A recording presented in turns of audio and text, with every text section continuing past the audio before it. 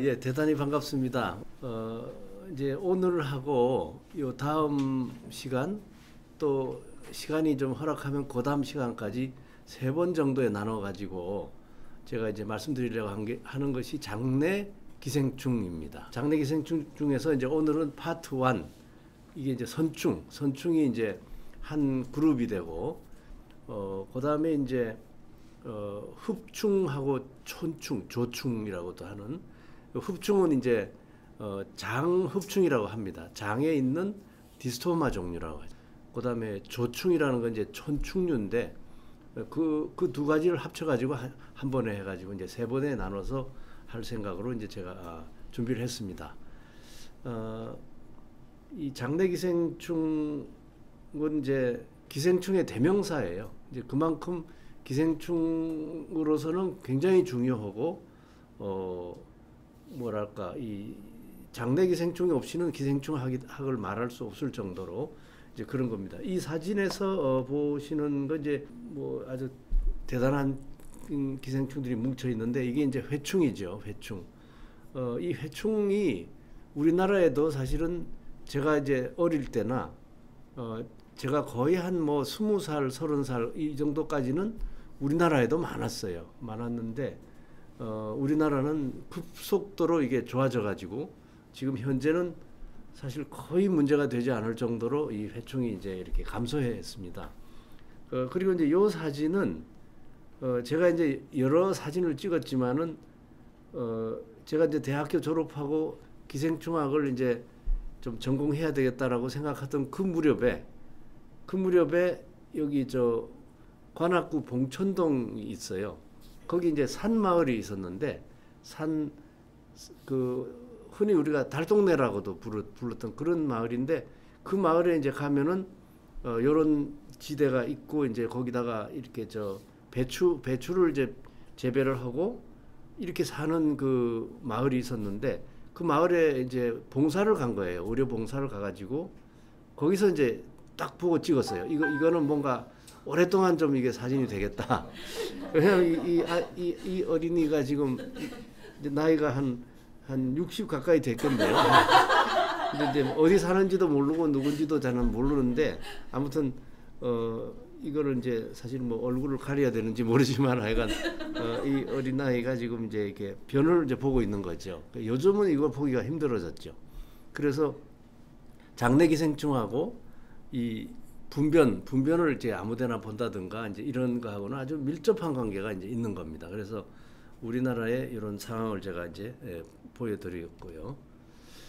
장내 기생충이다 하면은 이제 기생충의 대다수가 장내 기생충이에요. 그래서 이 장내 기생충이 처음 이제 존재하다가 이게 이제 진화를 해가지고 장내에 있는 것보다는 이 피 속으로 좀 들어가면은 이게 그 안에 영양 물질이 더 많고 먹을 게 더 많다 해가지고 피 속으로 이제 혈액으로 들어간 그런 놈들이 이제 생기기 시작했죠. 그래서 그 중에 이제 하나가 말라리아를 들 수가 있고요. 말라리아는 피 속에, 간에도 들어가지만 나중에 혈액 속에 이제 들어가죠.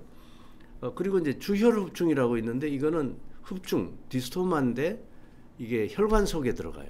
혈관 속에서 암수가 이렇게 딱 그 교미를 하면서 이제 사는데, 이게 이제 주혈흡충인데, 우리나라에는 다행히도 이 주혈흡충이라는 기생충은 없는데, 우리나라를 딱 벗어나면 이제 중국서부터 뭐 캄보디아 또 탄자니아에도 많이 있습니다. 탄자니아는 어마어마하게 많고요. 아프리카에 온 아프리카 대륙에는 다 있고, 남미에도 엄청나게 많이 있는 게 이 주혈흡충인데, 이런 것들이 이제 혈액 기생충이라고 부르고요.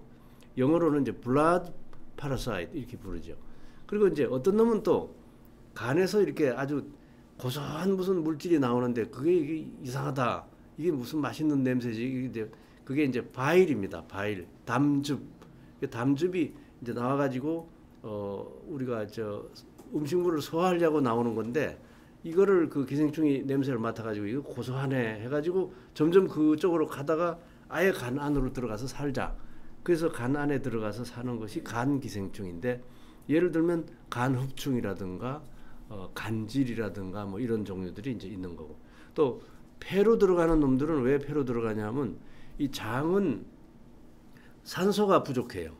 장은 원래 이제 산소가 거의 없다고 보는 거거든요. 그래서 무산소 상태인데 이게 이제 발육을 하려고 하니까 산소가 좀 많이 필요한데 야 이거 답답하다. 숨쉬기도 힘들고 그 좀 공기가 좀 많은 데가 어디냐 이게 폐거든요.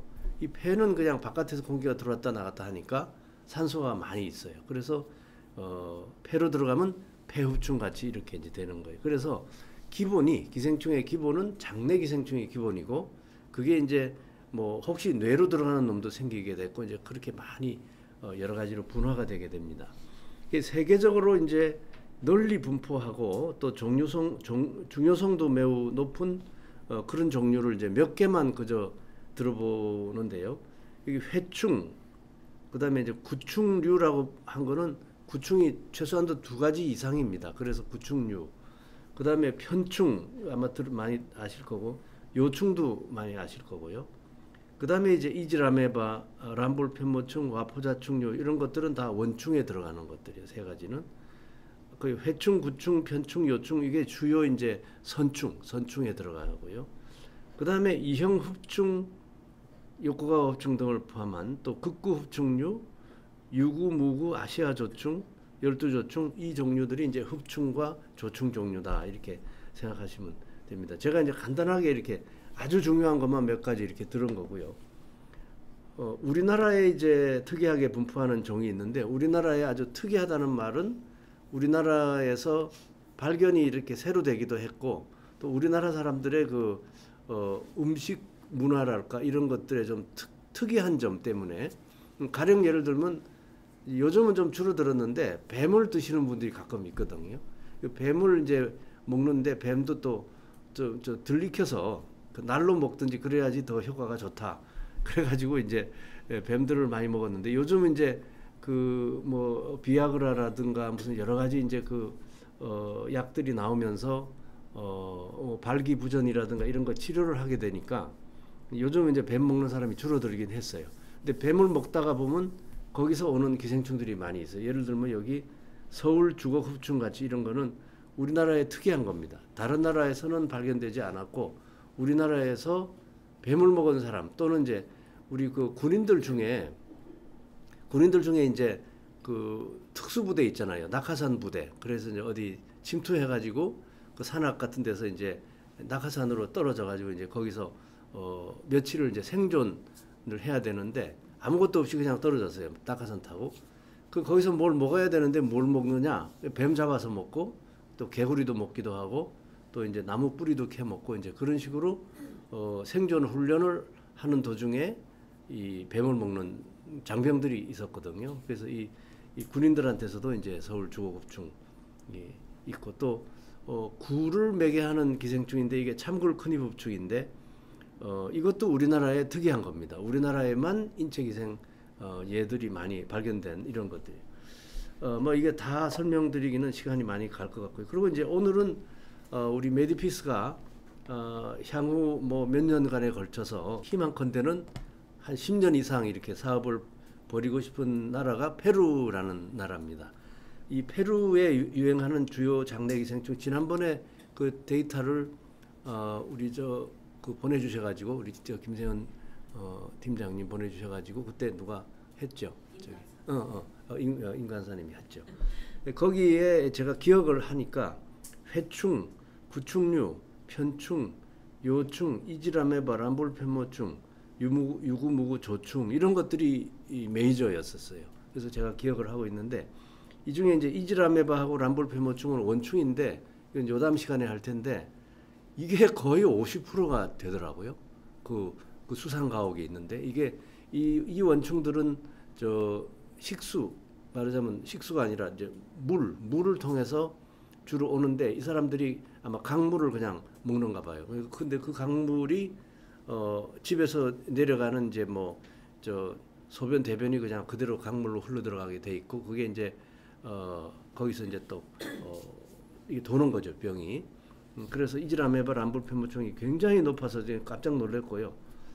그리고 회충, 구충류, 편충, 요충 이게 이제 오늘 다룰 거고요. 유구무구조충은 천충 종류인데 이제 이것도 있는 걸 제가 확인했습니다. 하여간 이런 정도 일단 말씀을 드리고 이제 다시 한번 정리하면 장내 선충류 그래서 인테스티널 네마토드라고 부르는데 인체에 기생하는 주요 종이 이건 이제 세계적으로 해충이 중요하고 구충류도 중요하고 편충, 요충 이런 것들이 중요한데 이 네 가지는 페루에 다 있고요. 우리나라에도 많이 있었고 제가 이제 북한을 오래전에 다녀왔는데 한 15년 전 정도에 다녀왔는데 그때 북한 주민들의 그 대변 검사를 제가 한 경험이 있어요. 굉장히 높았던 기억이 있고 이 장내 선충류가 다 있었습니다. 그런 기억이 나고요. 이제 회충을 조금 자세히 말씀드리겠습니다. 이 회충은 영어가 이게 좀 알아두면 좋은데요. 아스카리스 롬브리코이데스라고 부르는데 요거는 속명이고 요거는 종명이죠. 그래서 속종, 계문, 강목, 과, 속종 이렇게 쭉 우리가 계통 분류를 할 때 맨 아래에 과, 속종 할 때 속하고 종 두 개를 이렇게 연결해서 부릅니다. 아스카리스 롬브리코이데스. 이 아스카리스 롬브리코이데스는 러시아 사람도 아스카리스 롬브리코이데스라고 그러고 영국 사람도 아스카리스 롬브리코이데스라고 하고 아프리카 어느 나라도 이거를 과학적으로 공식적으로 부를 때는 아스카리스 롬브리코이데스. 세계 어느 나라도 다. 그래서 이건 아주 굳어져 있는 거예요. 이 이름은. 그래서 종족이나 언어에 아무 상관없이 그냥 아스카리스 롬브리코이데스 이렇게 하면 이거는 온 세계 사람들이 다 이거 회충을 말하는 거다 이렇게 알고 우리 인류 같으면 호모 사피엔스 이렇게 부르죠. 이것도 속종을 말하는 겁니다. 호모하고 사피엔스가 이제 인류거든요. 우선 이제 회충은 여기 이제 회충알인데요. 지금 이 회충알은 안에 지금 이렇게 유충이 들어 있어요. 유충이 이렇게 살아서 꾸물꾸물 움직이고 있습니다. 이게 현미경으로 보면 왔다 갔다 하면서 안에서 이제 이렇게 되는데 원래는 이 안에 그냥 세포 하나만 큰 세포 하나만 이렇게 있어요. 좀 이따 보여드릴 텐데 그렇게 있다가 이게 발육을 하는 거예요. 발육해가지고 이제 그 수정을 해서 회충 순놈의 정자를 받아가지고 이제 암놈이 낳은 그 아래에다가 이렇게 이제 그 정자를 이제 주면은 이게 이제 발육을 시작을 합니다. 그래가지고 이 안에서 이렇게 된 거를 우리가 자충 포장란이라고 하는데 자충이라는 말은 이제 새끼벌레 이런 뜻이에요. 자충. 그걸 갖고 있는 충란이다 이런 말이죠. 자충 포장란. 그리고 이제 회충은 수정란도 있지만 불수정란이라는 것도 있어요. 이 회충의 불수정란은 좀 특이한데 이거는 장내에 이렇게 암놈만 있어가지고 이제 순놈의 그 정자를 받을 방법이 없는 경우에 이제 그럴 경우에 이제 회충의 암컷들이 낳는 알이 종류가 이제 불수정란이에요. 그거는 모양도 달라요. 모양도 다르고 외계에 나와가지고 발육을 못합니다. 발육을 전혀 할 수가 없고 그냥 이렇게 있다가 그냥 사라지게 되는 그런 종류가 이제 있는 거죠. 그래서 회충은 수정란, 불수정란 두 종류가 있는데 수정란만 지금 자충 포장란으로 이제 발육을 하게 되고 이걸 만일 이제 사람이 먹는다고 했을 때 사람은 이 자충 포장란을 먹어야 감염이 되는 거예요. 그래서 제가 이제 그 기자분들이 항상 보면 좀 굉장히 샤프한 기자분도 많이 계시지만 또 어떤 분들은 굉장히 이렇게 너무 순수하게 질문을 하시는 분들이 가끔 계세요. 그래서 예를 들면 이제 배추김치를 담궈 가지고 그 배추에서 기생충란 특히 회충알을 좀 찾아봐 주십시오. 그래 가지고 이제 가령 저희가 현미경에서 이거 배추에 붙어 있네. 알이 붙어 있네. 그러고 이제 그 배추에서 이제 회충알을 이제 찾았어요. 이제 그러면 그 회충알은 지금 자충 포장란이 아니고 그냥 세포 하나만 들어있는 말하자면 감염력이 없는 그런 회충란입니다.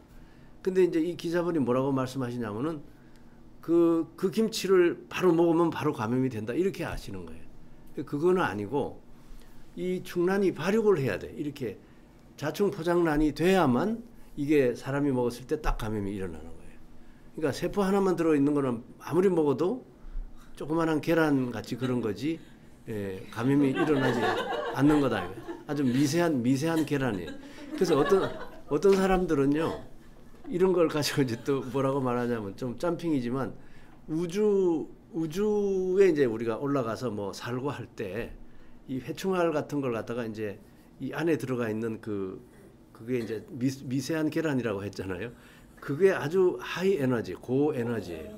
그거를 무지하게 많이 모아 가지고 그거를 이제 먹자는 거예요. 그걸 먹으면 고단백, 고칼로리로 이제 우주에 갔을 때 이게 변도 조금밖에 안 나오고 많은 양이 이제 나온다. 이렇게 아니 저는 점핑이라고만 생각하지 않고 사실은 언젠가 실현 가능성도 있다는 생각이 들긴 합니다. 그만큼 고단백, 고칼로리는 분명하니까.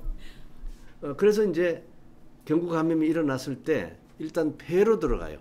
이 폐로 들어간 다음에 폐에서 조금 이렇게 자라납니다. 자라난 다음에 장내로 이제 옮겨가서 장으로 들어가는데 이 장에서 한 1년 정도 이제 되게 이렇게 생존을 그래서 아주 오래 살지는 못해요. 근데 간흡충 같이 간디스토마 같이 이런 거는 사람에서 30년까지도 살 수가 있는데 회충은 이게 크기도 하고요. 크기도 크고 이런데 이게 1년 이상은 잘 못 살아요. 사람 뱃속에서. 그리고 이제 충란을 많이 배출해 가지고 이제 자기는 이제 죽어 나가는 거죠. 근데 폐이행할 때 폐염이 발생하게 되고 장내 감염할 때는 이제 소화불량, 뭐 영양실조, 입맛 떨어지고 장이 이제 이렇게 막히는 거죠. 이게 기생충이 큰 덩어리가 이렇게 있어서 그리고 가끔 담도에 들어가는 놈도 있어요. 담도. 우리 이제 이 장에서 담도로 기어 올라가 가지고 간으로 가서 이제 간을 막 망가뜨리는 이런 거고.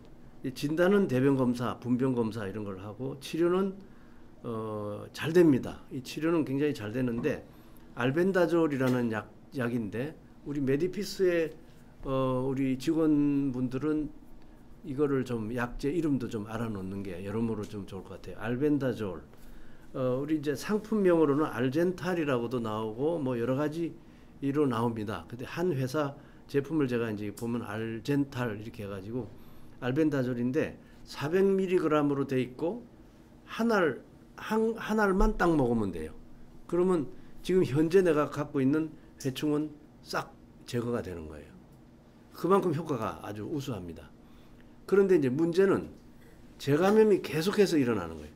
이걸 한번 치료해서 없앴는데 내가 그 다음에 이제 흙에 가서 흙을 가지고 장난하고 논다든가 또는 이제 배추 같은 데 붙어 있는 알을 이제 김치를 통해서 먹는다든가 뭐 다른 여러 가지 방법으로 먹게 되거나 하여간 흙하고 야채 채소하고에 이렇게 경유를 해가지고 사람 입으로 들어가는 이게 감염 경로거든요. 어린아이들이 아까 제가 사진 찍은 거는 그 아이가 거기서 변을 보고 또 거기서 뭐 고무뛰기도 하고 이제 구슬치기 뭐 이런 걸 합니다. 구슬치기 무슨 딱지치기 이런 걸 하는데 땅에다가 이렇게 해가지고 하는데 거기에 이제 기생충 알들이 이제 묻어 있다가 감염이 되기도 직접 감염되기도 하고 배출을 통해서 감염되기도 하고 그런 감염 경로를 이제 가지고 있는 거거든요.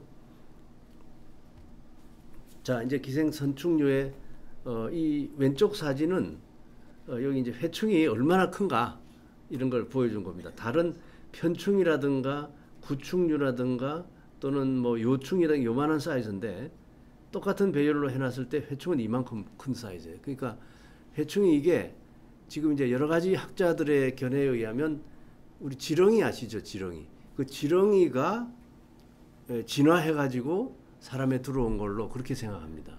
그러니까 이 지렁이가 이제 땅에서 그냥 사는 건데, 요놈의 이제 그 애벌레나 뭐 알 같은 것이 우연히 사람이 이제 먹어가지고 사람 몸에 들어가 보니까 너무 편안하거든요. 그냥 그 뭐 따가운 떼약볕지 태양도 없고 그냥 아주 적절한 영양이 늘 들어오고 이러니까 들어와서 이 뱃속에 사람 뱃속에 살자 해가지고 진화를 거친 것이 회충이다 이렇게 이제 보는 건데 대략 한 10,000년 정도 됐다고 봅니다. 10,000년. 10,000년 정도가 어느 때냐 하면 그 이제 신석기 시대로 이게 넘어오면서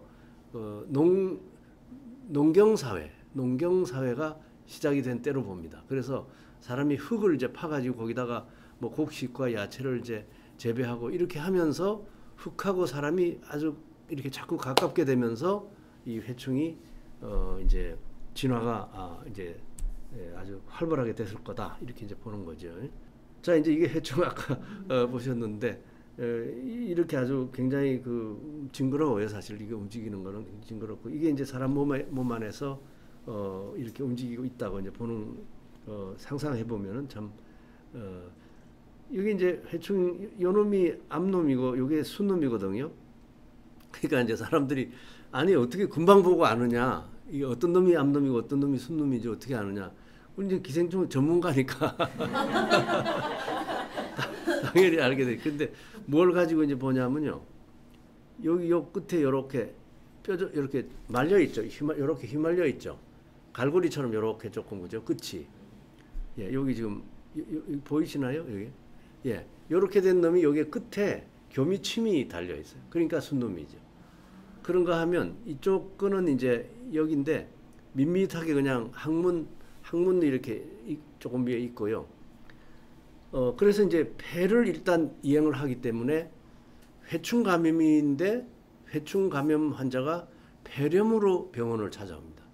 더구나 이제 한꺼번에 그 회충알을 뭐 100개를 먹었다. 가령 실수로 흙에 이렇게 막 뭉쳐져 있는 회충알을 갖다 한꺼번에 이렇게 많이 먹었다 했을 때 이제 많은 유충이 폐를 이행하면서 폐렴이 아주 심해져요. 그래서 기침, 감기 증상 이런 것이 오는데 이제 이 폐렴이 오는 걸 갖다가 회충 때문에 그런다는 거를 보통 의사들도 잘 몰라요. 모르는데 이거가 이제 금방 없어집니다. 얼마 안 가서 폐렴이 없어지고 장으로 들어가면 이제 이쪽 오른쪽에 이렇게 큰 그래서 내시경으로 이제 가끔 저 내시경 보는 저 의사 선생님들이 깜짝 놀래요.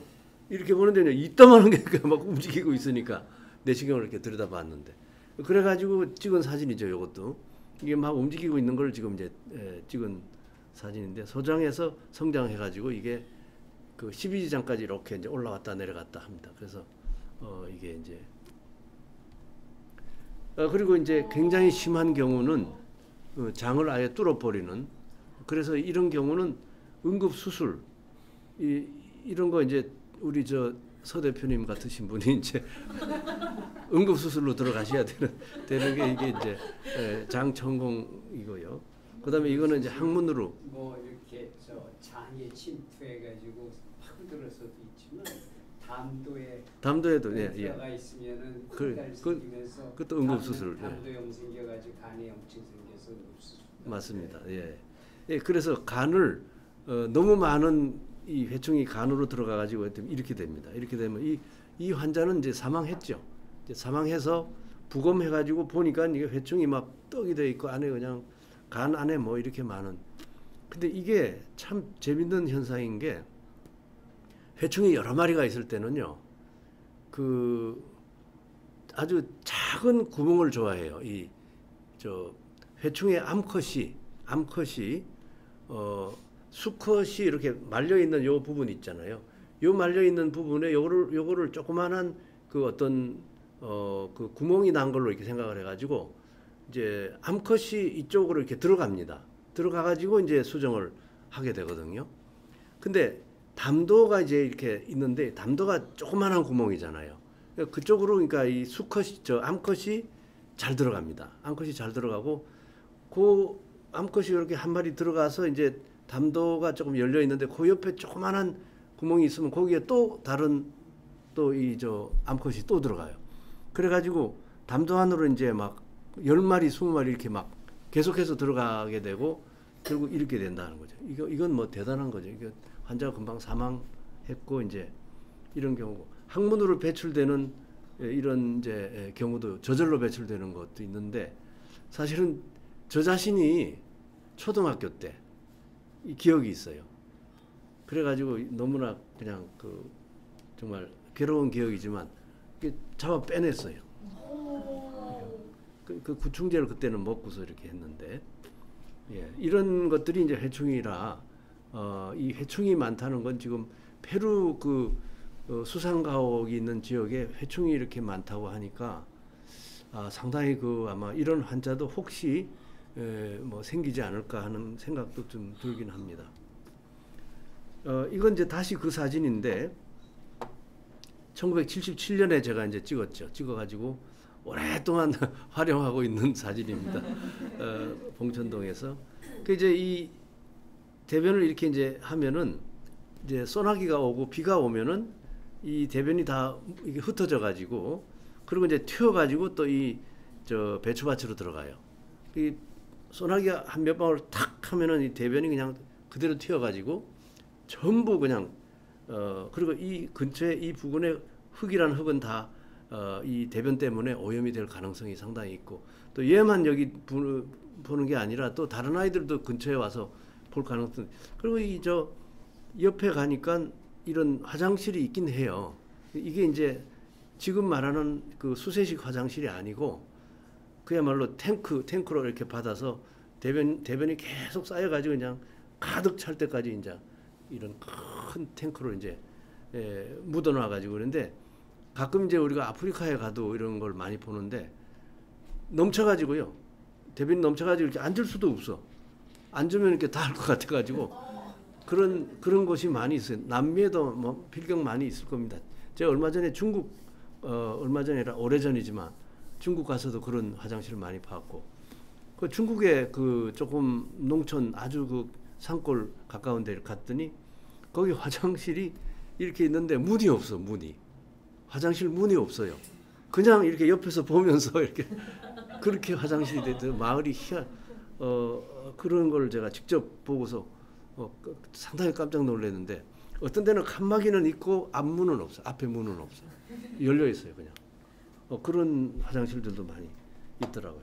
근데 이제 우리나라의 이 1970년대 문은 달려 있는 화장실이고 그리고 이 안에서 변이 이렇게 흘러나옵니다. 나와가지고 여기 이제 배추가 있잖아요. 이 배추밭에 그대로 그냥 이렇게 다 돼서 오염이 되도록 되어 있고 이 시절에 1960년대 어린이 소장에서 나온 회충괴라고 하는데 이 괴는 그 메스 덩어리라는 뜻인데요.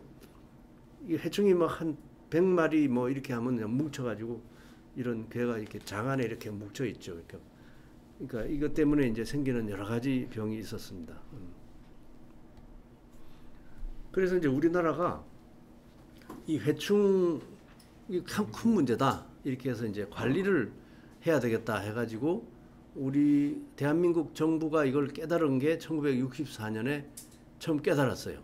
1950년에 6.25 전쟁이 나고 그리고 한 10여 년 지난 다음에 보니까 먹고 사는 게 너무 형편없고 우리 국민들이 거기에다가 더군다나 이 기생충이 특히 회충이 많아가지고 그냥 막 영양분을 다 뺏어 먹고 병도 많이 생기고 이러니까 1964년에 관리를 해야 되겠다. 그래서 드디어 이제 Establishment of an Organization to Take this Mission 이 임무를 이제 수행하기 위해서 그 사설 단체, 그러니까 사립 단체를 만들었는데 그게 바로 한국 기생충 박멸협회. 지금 현재는 한국 건강관리협회로 이제 바뀌었어요. 그 처음에 기생충 박멸협회로 만들어졌다가 그때는 초중고 학생들하고 또 이제 좀 그 농촌 마을에 주민들하고 이런 사람들한테 이제 대변 검사도 해주고 또 약도 나눠주고 이렇게 했는데 그 검사료를 받았는데 그때 뭐 한 10원인가 한 사람 검사에 뭐 10원인가밖에 안 받았어요. 그래서 거의 그래가지고 이제 운영을 했는데 국가에서는 뭐 예산 뭐 거의 아주 조금 받기도 하고 그러고 이제 그때 일본에서 많은 지원을 했어요. 그 당시에는 일본이 우리 이제 한국을 침략한 거에 대한 그 미안한 마음으로 어떻게든 한국을 도와줘야 되겠다 이런 생각을 한 사람들이 많았나 봐요. 일본에. 그래가지고 이제 우리 이 회충 관리 전략 할 때 일본에서 많은 도움을 줬다는 기억이 이제 있습니다. 그래서 이제 전략을 세 가지 기본 전략을 이제 했고요. 이 전략은 무려 26년 동안 계속했습니다. 그래서 1969년부터 1995년까지 했는데 일단 집단 투약을 하자. 그래서 이제 이 회충을 계속해서 없애자 하는 거죠. 근데 다만 반복해야 된다, 리피트 해야 된다. 이거에 대해서 처음에는 이제 보건 사업을 하는 전문가분들 중에도 이런 내용을 잘 모르는 분들이 계셨어요. 회충 그러니까 그거 한 마을에 들어가서 그냥 1000명이면 1000명한테 약 한번 딱 주고 나면 싹 없어질 거 아니야.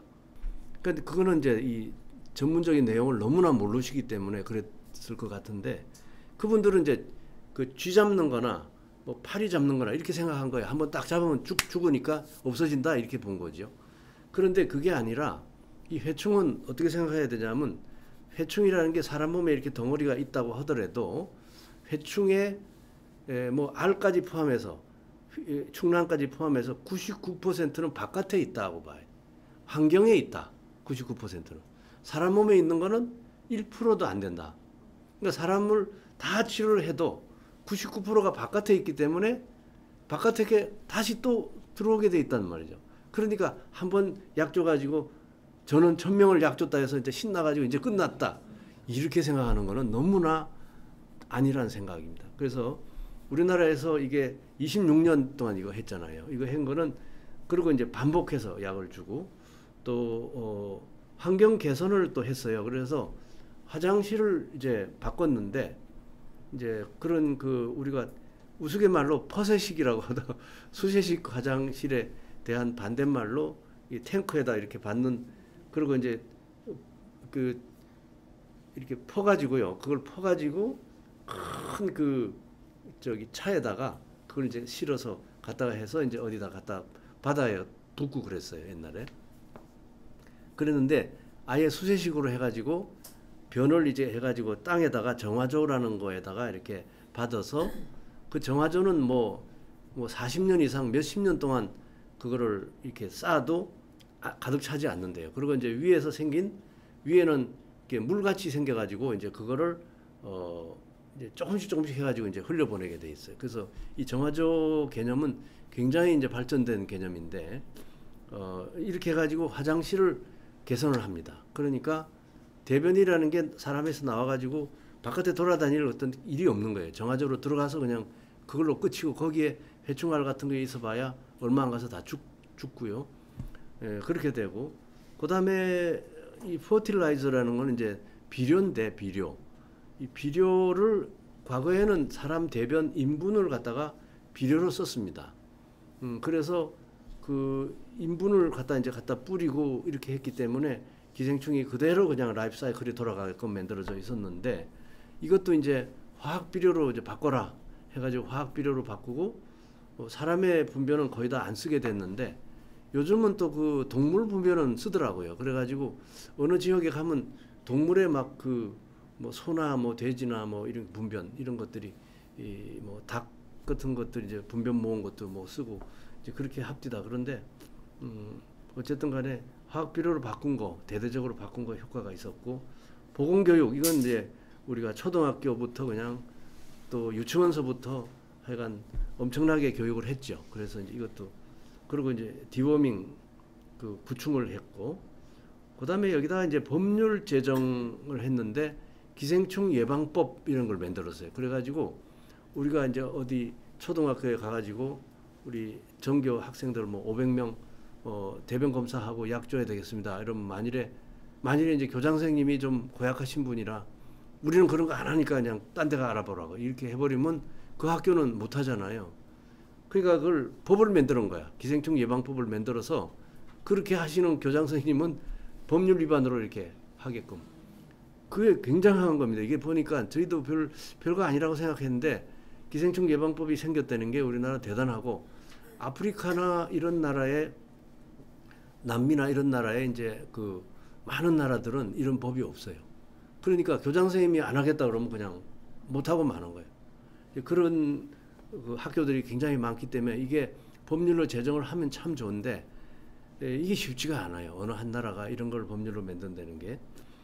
지금은 이제 기생충 예방법이 질병관리청으로 이제 넘어가서 거기서 이제 이렇게 조금씩 이렇게 모디파이가 되어 있는 그런 상황. 그다음에 이제 뉴 빌리지 무브먼트라는 건 이제 새마을 운동이잖아요. 이 새마을 운동인데, 새마을 운동이라는 거는 기본적으로 환경 개선 운동이거든요.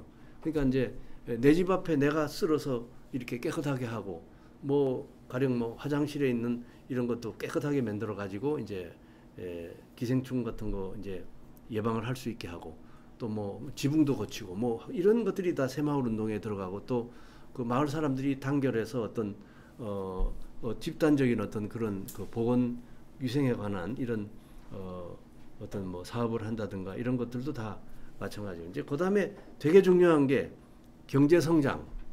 이거는 다른 나라에서 감히 흉내 못 내는 세계 어느 나라도 우리나라 같이 이렇게 단기간에 이렇게 성장한 나라가 없습니다. 우선 이제 이 슬라이드는 우리나라에서 경험한 집단 투약의 횟수입니다. 1년에 과연 몇 번을 이걸 투약을 해야 아까 집단 투약을 계속해야 된다고 그랬는데 그래서 실제로 이제 실험을 한 거예요. 이게 사실 제가 실험을 한 겁니다.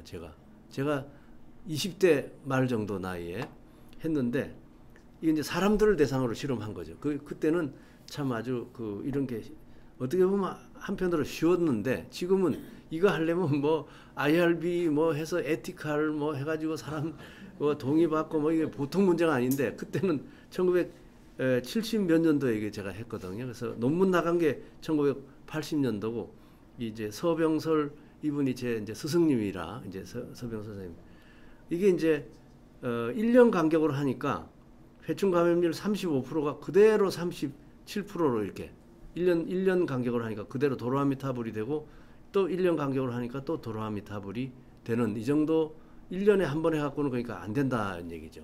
이게 많은 아프리카의 나라들이나 이런 나라들이 구충제 투여를 하는데 1년에 한 번밖에 안 줍니다. 왜? 예산 문제도 있고 뭐 맨파워도 있고 이러니까 1년에 한 번 애들을 그냥 주고 말자. 근데 이게 도로아미타불 되는 걸 보세요. 이건 실험적으로 이렇게 했는데 1년에 2번 하면은 이게 이렇게 떨어졌다가 또 조금 주춤하다가 또 조금 떨어지기도 하고 이렇게 그래도 1년에 2번 하면 좀 떨어지는구나. 확실히 이거는 확인을 한 겁니다. 1년에 그러면 3번 하면 어떻게 되겠냐. 1년에 3번 하니까 이렇게 좀 더 떨어졌다가 그래도 좀 도로 올라가기도 하고 이렇게 떨어졌 1년에 6번을 하니까 이렇게 떨어져 갖고 이렇게 하다가 그래도 또 조금 이 재감염이 또 일어나는 거예요. 왜냐하면 환경에 99%가 있다고 제가 말씀드렸잖아요. 사람 치료는 1밖에 못 건드리는 거예요. 그러니까 이 바깥에 있는 99가 계속해서 재감염을 일으킨다는 그런 문제 때문에 1년에 한 번 갖고는 이게 안 되고 1년에 2번 이상이 반드시 필요하다. 이걸 이제 결론을 얻었던 거예요. 그래서 이제 그럼 실제로 결과가 어떻게 됐냐? 우리나라 학생군 이게요. 숫자가 뭐 굉장히 많아요. 여기 지금 655만 명이에요. 이게 1,몇백만 명 검사를 한 겁니다. 검사한 게. 어마어마한 숫자죠. 이게 뭐 세계적으로 정말 있기 어려운 정도의 1,몇백만 명을 검사해가지고 1969년, 1970년에 55.4%, 55.6% 회충 감염률이 우리나라에 이랬었습니다. 그러니까 1970년이 제가 이제 대학교 입학했을 때인데 입학했을 요즘에 55.4%, 55.6%. 이걸 이제 25년, 6년 동안에 계속 해왔고 1994년, 1995년이 되면 0.04, 0.02가 됩니다. 이 그래프를 보여주면 대부분의 이제 그 아시아 국가나 아프리카 국가의 사람들이 보고서 보건 전문가라는 분들이 보고서 다 놀랍니다.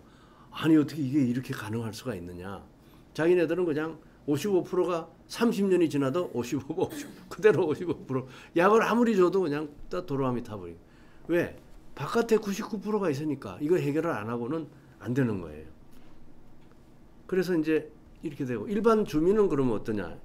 일반 주민도 마찬가지입니다. 1969년에 58.2였던 감염률이 ALE 아스카리스 럼브리코이드스예요. 2004년이 되면 이미 0.03%. 그러니까 지금도 우리나라 국민의 0.01 정도는 있다고 보는데요. 0.01이면 10,000명에 하나 정도 감염자가 됩니다. 그죠? 0.01이면. 그래서 전혀 없는 건 아니고 그래도 이제 가끔 있기 때문에 저희는 전문가한테는 가끔 그 샘플이 이렇게 회충 샘플 같은 게 옵니다. 가지고 이게 뭔지 봐달라고. 심지어 의사 선생님들도 젊은 의사 선생님들은 본 적이 없는 거예요. 옛날에 학생 때 실습이라도 제대로 한 분들은 그래도 한번 봤을 텐데 실습도 제대로 안 하고 이렇게 지나온 분들이 가끔 있기 때문에 이런 분들을 보면 회충이 뭔지를 몰라 이게 뭐예요? 그러고 이제 가져옵니다. 이렇게 해서 우리나라는 26년이 걸려가지고 이게 이렇게 성공적인 이런 나라가 돼서 지금 이제 참 뿌듯한 게 우리나라가 여러 나라 사람들이 한국에 와서 이 결과를 보려고 합니다. 이거 보여주세요. 어떻게 했길래 이렇게 됩니까?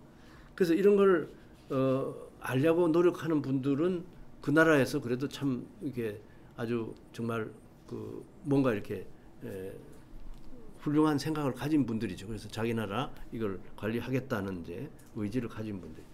자, 이 슬라이드는 우리나라 국민들의 GNP 경제 성장을 보여드린 거예요.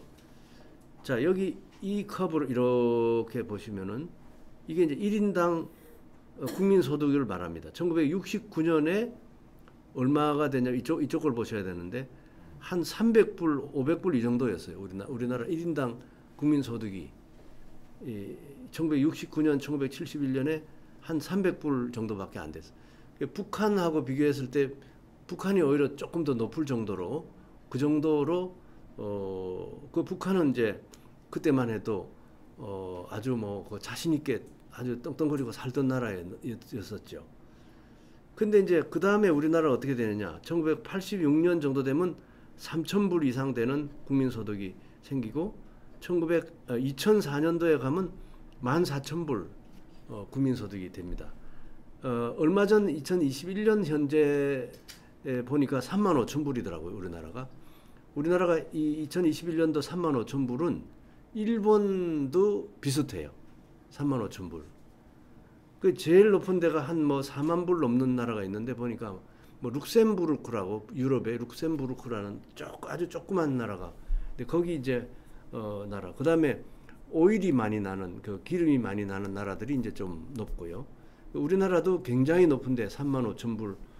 그래서 이제 OECD에 들어가서 우리나라가 경제 규모 11위라고도 하고 또 여러 가지로 또 따로 또 계산하면 7위까지 된다 이런 말이 있을 정도로 경제 성장을 했는데 이 경제 성장에 하고 이거는 이제 해충을 포함한 기생충 감염률입니다. 거꾸로 돼 완전 정반대 이렇게 돼 있죠. 그래서 한국 기생충 방미협회가 열심히 집단 치료하고 그다음에 검사하고 약 주고 이렇게 한 거가 그냥 경제 성장만 되면 되겠네 이렇게 또 표현하는 사람들이 있는데 근데 이거 해보지 않아서 잘 모르겠지만 아마도 경제 성장만으로는 우리나라가 이렇게까지 감염을 관리하기는 어려웠을 거다 하는 그런 생각이 들고요.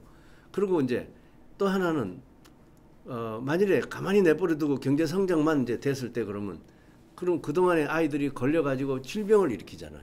그 질병을 때문에 죽을 수도 있고 그거를 그냥 그대로 겪으란 소리인데 우리나라는 이거를 집단 투약을 1년에 2번 이상 하면서 아이들이 이 기생충으로 인해서 아프고 또 발육 부전이 오고 이런 것들을 다 제거해 줬던 거예요. 그러니까 굉장히 좋은 그런 효과를 이제 거뒀다 이렇게 보시면 됩니다. 어떤 분들이 또 보건 전문가라는 분들이 아니 그 바깥에 99%가 있으니까 몸 안에 있는 거 1%밖에 안 되니까 이거는 관리가 불가능하네. 바깥에 99%를 어떻게 관리하겠냐. 그러면 그냥 아예 치료도 하지 말고 내버려 두자 이렇게 하는데 그거는 1년 후에 도로아미타불이 되더라도 그 약을 줘가지고 아이들이 이 해충이 뭉쳐가지고 막 장을 막고서 막 그 응급실에 달려오고 이런 걸 이렇게 제거해 주잖아요. 도로아미타불이 되더라도 그죠? 그건 어쩔 수 없이 바깥 때문에 되긴 되지만 당장 감염돼서 이렇게 불편한 아이들을 다 좋게 만들어주는 그런 효과를 그럼 하지 말자는 얘기냐 이렇게 돼서 이제 제가 이제 논쟁을 할 때는 보건 전문가분들하고 논쟁할 때는 그렇게 말하면 아무 말도 못 하시더라고요. 그 생각해 보니까 그렇거든요. 내버려 두면 안 되겠다 싶으니까. 그 다음에 이제 넘어갑니다. 구충류 요건 간단히 말씀드릴게요.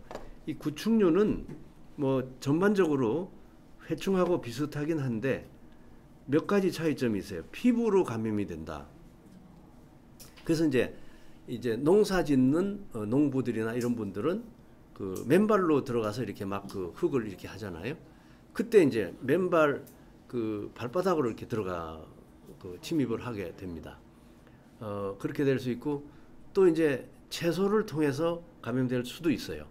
그래서 이제 채소를 통해서 경구 감염이 되면 우리가 이걸 채독증이라고 하는데 채소를 통해서 어떤 독이 들어와 가지고 채소를 통한 독이 들어와서 우리가 막 여러 가지 이제 폐이행할 때 폐렴도 생기고 피부 같은 데는 또 피부 발진도 일어나고 또 이제 이렇게 목 그 이 저 식도 쪽으로 가서 막 거기 염증이 생겨가지고 굉장히 힘들고요. 그다음에 이 구충류는 피를 빨아먹습니다. 회충은 피를 빨아먹지는 않는데 이 구충류는 그래서 구충성 빈혈이 일어납니다. 철결핍성 빈혈이죠. 아이언 데피션시 아네미아 이게 이제 일어나게 되고 그리고 이제 이런 아이들이 이미증이라고도 하고 토식증이라고도 하는데 이건 뭐냐면 맛있다고 흙을 먹는 거예요. 그래서 이건 이제 유행지에 가보면 어린아이들이 이제 유치원이나 유아원이나 아니면 초등학교 저학년 아이들이 그런 일이 많은데 이게 이제 뭐 양지 바른 쪽에 이렇게 앉아 놀고 있다가 흙이 이렇게 있으면 흙을 쏙 해서 집어서 먹어요. 그래서 너 이게 흙을 왜 집어 먹느냐? 그랬더니 흙이 맛있는 어떤 음식같이 느껴진대. 근데 그런 아이들을 해보면 아네미아가 심한 거예요. 빈혈이 있어가지고 철분이 이제 피가 많이 없어져가지고 철분이 이제 같이 없어지니까 철결핍성 빈혈이 일어나거든요. 그러니까 철분이 많이 들어있는 흙을 맛있다고 생각해서 먹는 거예요. 그래서 이거를 이미증이라고도 하고 토식증이라고도 부르는데 거기 이제 페루도 아마 거기는 좀 수상가옥이니까 이 구충류는 좀 적지 싶은데요. 그래도 이제 그 빈혈 3세 이하 빈혈률이 70%예요. 그러면 이게 구충류도 좀 해봐야 되겠는데 왜냐하면 그 수상가옥이면 집 안에서도 걸릴 수가 있거든요. 사실 거기 흙이 있기만 하면은 흙에서 이렇게 더 잘 걸릴 수도 있죠. 피부를 뚫고 들어오니까.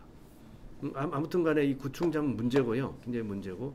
요것도 알벤다졸 한 알만 먹으면 치료는 잘 되는데 이거 위에 철분 제제를 갖다가 줘야 됩니다. 제가 좀 기억나는 거는 우리나라의 그 진주, 진양 이런 지역에 그 구충이 높은 지역이 있어가지고 거기를 간 적이 있었는데 이제 초등학교 어린아이가 아주 조금 이렇게 아이가 이렇게 뭐랄까 좀 맹하게 이렇게 있어요.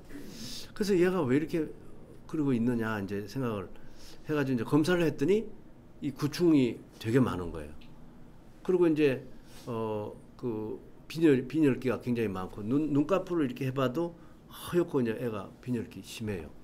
그러면서 멘탈 리타데이션도 온 거라. 그 말하자면 이 구충 때문에 약간 정신적인 어떤 그 발달 장애 같은 게 조금 생겼고 그래가지고 이제 우리가 이렇게 들어가도 그냥 이러고 그냥 앉아 있어요. 집에 뭐 이렇게 흙 있는 이런 뭐랄까 돌로 이렇게 발 딛고 올라가는 그런 데 이렇게 앉아가지고 이렇게 있는데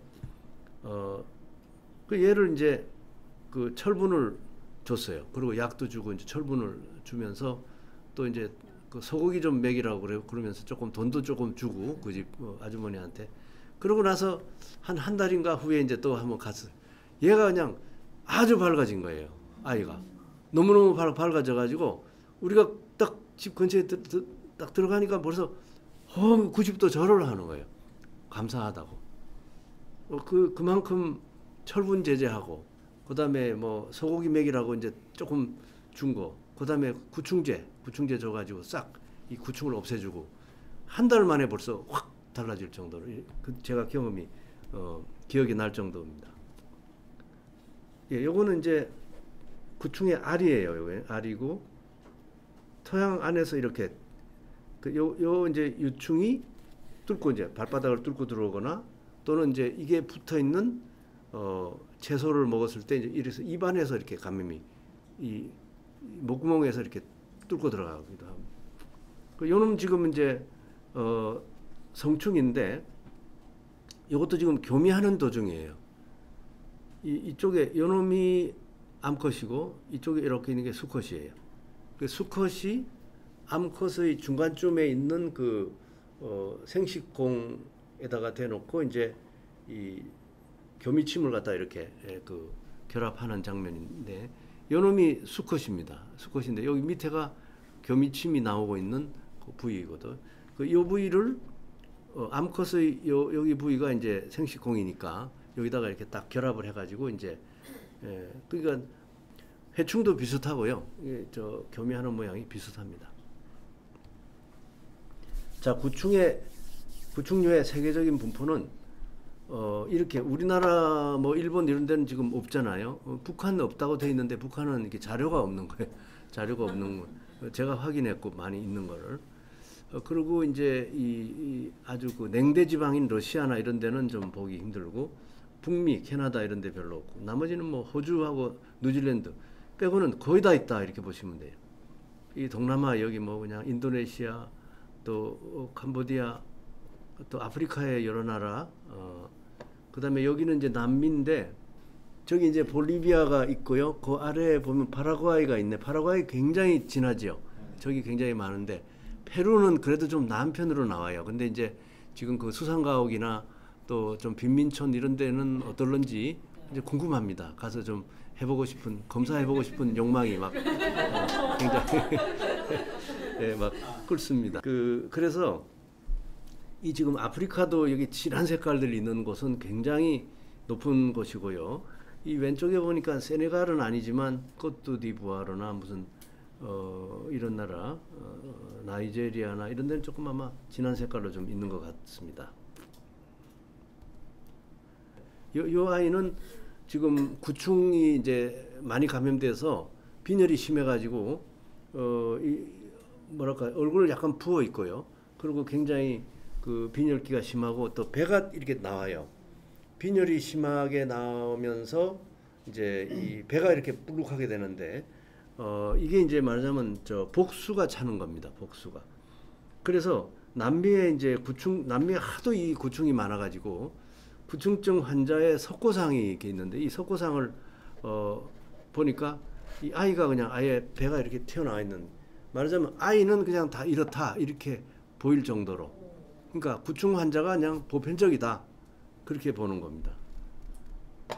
그리고 이제 여기 이제 이 아이는 이 오른쪽에 있는 이 엉덩이 쪽에 이 아이는 대변 속에 있는 대변이 좀 이제 길거리에 이제 바깥에 환경에 이제 나와가지고 조금 오래돼서 거기서 유충이 생긴 거예요. 그 후금 유충이 생겨가지고 이렇게 막 있는데 거기에 이게 탁 주저앉아 버린 거예요. 그래가지고 여기 이제 엉덩이에 막 감염이 된 거예요. 자, 이거는 이제 구충, 예, 여기 구충 여기 내시경에서 지금 잡아내고 있죠, 여기. 요놈이 구충인데 이 구충이 딱 저기 점막에 달려붙어 가지고 피를 빨아먹어요. 그렇게 돼 있고, 예, 여기 이제 머리 구충의 머리인데 머리가 이렇게 이빨로 돼서 이렇게 딱 그 점막을 딱 물 수 있게 돼 있고 이렇게 딱 서킹하게. 종류에 따라서 실론 구충, 요건 아메리카 구충 이렇게 이제 종류별로 다르고 두비니 구충은 안실로스토마 두오데날레고요. 이게 처음에 이제 두오데눔에서 발견이 됐기 때문에 그랬는데 사실은 제주눔이 주요 기생부입니다. 제주눔 그러니까 공장이 주요 기생부인데 왜 두오데날레라고 그랬냐면 맨 처음에 이 중체가 발견될 때 이 아이가 너무너무 구충이 많아가지고 공장 부위에 많이 있던 놈이 이제 두오데눔까지 이렇게 막 확산해가지고 두오데눔을 열어보니까 그냥 거기에 이 두부니 구충이 많이 있거든요. 그러니까 이 사람이 기록을 할 때 두오데눔에 있다 그래가지고 두오데날레 이렇게 붙였는데 나중에 보니까 다른 환자들은 대부분 다 제주눔에 주로 있다는 걸 알게 됐어요. 그래서 할 수 없이 이거는 그냥 두오데날레라고 쓰고 있습니다. 지금도 두비니 구충이고 그 다음에 아메리카 구충은 니케이타 아메리카누스인데 이게 이제 이 성명이 다를 정도로 굉장히 형태는 차이가 큽니다. 근데 빈혈을 어느 쪽이 더 많이 일으키느냐? 두변이 구충이 많이 일으키고 아메리카 구충은 덜 일으킵니다. 자, 편충. 이 편충은 트리큐리스 트리키우라 좀 어렵지만 자꾸 하다 보면 그냥 저절로 나옵니다. 예, 트리쿠리스 트리키우라 이렇게. 이거는 회충하고 여러모로 좀 비슷하는데 다만 폐 이행을 안 합니다. 그래서 편충이 많이 걸려도 폐렴이 오는 경우는 없어요. 없고 이제 아주 심한 경우에는 설사가 일어나고 탈직장, 탈항이라는 건 항문이 빠져나오는 그런 건데 우리나라에는 이런 환자가 좀 적었어요. 적고 빈혈이 오는 경우도 있는데 가벼운 빈혈 정도가 오고요. 그 약은 역시 알벤다졸을 사용하는데 알벤다졸이 효과가 조금 떨어져요. 편충에 대해서만큼은 좀 떨어지는데 왜 떨어지느냐 하면 다음 슬라이드에서 설명드릴게요. 편충은 요 가느다란 요 앞부분 있잖아요. 요 앞부분 요 놈은 지금 수컷이고 요 놈은 암컷입니다. 요 수컷은 요 끝이 이렇게 말려 있고 여기 교미침이 있기 때문에 이제 수컷인 줄 알아요. 근데 요 앞쪽에 요 가느다란 부분을 점막에다가 이렇게 침입을 시켜가지고 우리가 그 이부자리 꿰맬 때 왜 이렇게 꿰매듯이 이렇게 들어가서 이렇게 해가지고 이제 막 점막 안에서 이게 막 그게 매달려 있는데 요놈이. 그리고 이제 요 뒷부분은 여기 이제 두꺼워지는 요 부분은 그 루멘 쪽에 그러니까 장강 속에 이렇게 나와 있고 점막 속에는 이렇게 끝부분이 이렇게 말려 있어요. 근데 약을 주고 나면 요놈이 점막 안에 이렇게 박혀 있기 때문에 완전히 빠져나오지는 못하는 거예요. 그냥 기절해가지고 이렇게 있다가요. 약이 다 지나가고 나면 요놈이 얼마 있다가 다시 살아나는 것 같아요. 그래서 약효가 근데 회충하고 구충은 이제 루멘에 그러니까 장강에 있기 때문에 일단 약을 공격을 받고 나면 기절해가지고 있는 사이에 우리 장의 움직임이 이렇게 있어가지고 밖으로 빠져나와 버려. 그래서 기절한 상태에서 나오다가 이제 나온 다음에 요놈이 죽는 건데 이 편충은 기절만 하고 있다가 매달려 있기 때문에 안 빠져나오는 거예요. 그래서 이거는 효과가 좀 약효가 좀 리미테이션이 생기게 됩니다. 우리나라에도 많지만 감염량은 좀 낮은 특징이 있고 요건데 페루에도 지금 많은 걸로 나와요. 그래서 이것도 관심이 이제 요충은 엔테로비우스 버미큘라리스라고 하는데 이 요충은 항문 주위 피부에 이렇게 그 자충 포장란을 산출합니다. 그래서 손이나 먼지에 묻어가지고 본인이나 타인에 대한 감염이 되는데 재감염이 매우 빠르고 또 강합니다. 폐이행은 안 하고 대장으로 내려와가지고 이제 하는데 항문 가려움증 그 어린아이들이 이제 그 수업 시간에도 그냥 이 가려우면은 계속 항문을 이렇게 긁는 거예요. 긁는데 이제 유아원이나 이제 이런 데서 있는 아이들도 이 요충이 이제 집단 감염이 일어나는 경우가 있어가지고 이런 아이들도 항문을 이렇게 긁으면은 이제 손을 넣어가지고 만약에 긁으면 손톱 이런데 그 충란이 묻어 나와요. 그 충란이 묻어 나와가지고 혹시 이제 손가락을 빤다든가 하면은 그대로 감염이 일어나요. 예. 그래서 여기 이제 이 요충의 알들이 이렇게 보이고 항문에다가 이렇게 저 스카치 테이프 같은 걸 끈적끈적한 거를 이렇게 해갖고 붙여가지고 항문 양쪽으로 이렇게 해서 이제 띄어서 현미경에다 놓고 보면은 알이 보여요. 이 알이 보이면 이제 감염이 있는 거죠. 이 요충도 진단은 이제 셀로판 테이프 항문 도말법이라고 해가지고 에이널 수압을 갖다가 하고요. 약제는 알벤다졸도 쓰고 뭐 메벤다졸도 쓰고 이제 여러 가지 있습니다. 관리 원칙은 이 요충 굉장히 그 전파력이 강하고 또 그렇기 때문에 그 예를 들면 이제 먼지를 통해서도 감염이 될 수 있고 또 이불이나 수건 또는 뭐 버스나 이런 데 손잡이 통해서도 감염이 되고요. 어떤 학자들은 돈, 지폐를 이렇게 탈탈탈 털어가지고 이제 현미경을 봤더니 거기도 알이 나오더라. 그래서 이 굉장히 그 전파력이 강해요. 그래가지고 집단 투약을 해야 되고 또 반복 집단 투약을 해야 되고 보건 교육을 해서 손 씻기를 자주 해야 되고 환경 개선 이렇게 수건이나 이불이나 이런 걸 햇볕에 자주 말리고 집안 청소를 자주 하고 그러면서 약을 21일 간격으로 3주 간격으로 한 3번 정도 이게 최소한도 해야만 되는 거다. 예, 제 강의는 이걸로 마치겠습니다. 감사합니다.